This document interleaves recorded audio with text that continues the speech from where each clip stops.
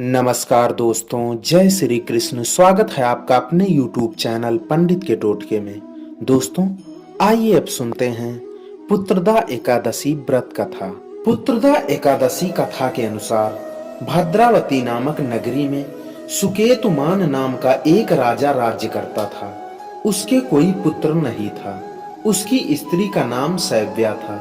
वह निपुती होने के कारण सदैव चिंतित रहा करती थी।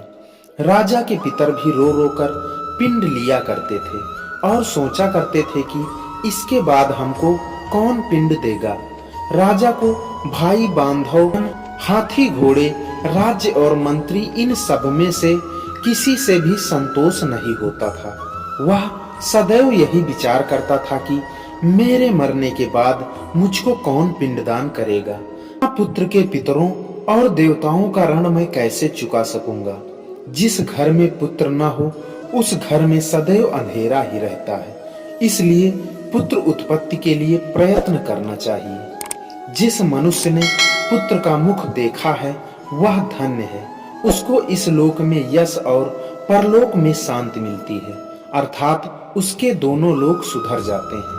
पूर्व जन्म के कर्म से ही इस जन्म में पुत्र, धन आदि प्राप्त होते हैं। राजा इसी प्रकार रात दिन चिंता में लगा रहता था। समय तो राजा ने अपने शरीर को त्याग देने का निश्चय किया, परंतु आत्मघात को महान पाप समझकर उसने ऐसा नहीं किया। एक दिन राजा ऐसा विचार करता हुआ अपने घोड़े पर चढ़कर वन को चल दिया तथा पक्षियों और वृक्षों को देखने लगा। उसने देखा कि मृग, व्याघ्र, सुअर, सिंह, बंदर, सर्प आदि सब भ्रमण कर रहे हैं। हाथी अपने बच्चों को हथनियों के बीच घुमा रहा है। इस वन में कहीं तो गीदड़ अपने कर्कश स्वर में बोल रहे हैं, कहीं उल्लू ध्वनि कर रहे हैं। वन के दृश्यों को देखकर राजा सोच विचार में लग गया। इसी प्रकार आधा दिन बीत गया। वह सोचने लगा कि मैंने कई यज्ञ किए, ब्राह्मणों को स्वादिष्ट भोजन से तृप्त किया, फिर भी मुझको दुख प्राप्त हुआ, क्यों? राजा प्यास के मारे अत्यंत दुखी हो गया और पानी की तलाश में इधर उधर भटकने लगा। थोड़ी दूरी पर राजा ने एक सरोवर देखा।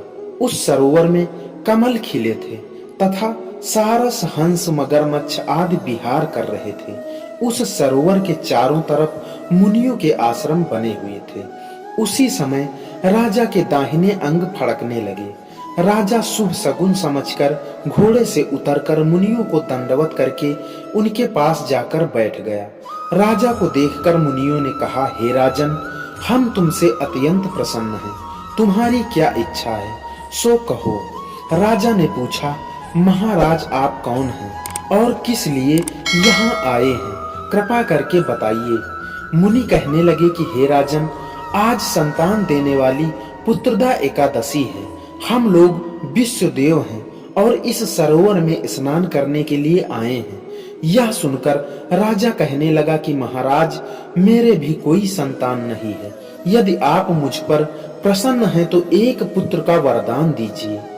मुनि बोले, हे राजन, आज पुत्रदा एकादशी है। आप अवश्य ही इसका व्रत करें। भगवान की कृपा से अवश्य ही आपके घर भी पुत्र होगा। मुनि के वचनों को सुनकर राजा ने उसी दिन एकादशी का व्रत किया और द्वादशी को उसका पारण किया। इसके पश्चात मुनियों को प्रणाम करके महल में वापस आ गया। कुछ समय बीतने के बाद रानी ने गर्भ धारण किया और 9 महीने के पश्चात उनके एक पुत्र हुआ। वह राजकुमार अत्यंत सूरवीर, यशस्वी और प्रजापालक हुआ। जो मनुष्य इस महात्म्य को पढ़ता या सुनता है उसे अंत में स्वर्ग की प्राप्ति होती है। भगवान श्री कृष्ण कहते हैं, पुत्र की प्राप्ति के लिए सभी को पुत्रदा एकादशी का व्रत करना चाहिए।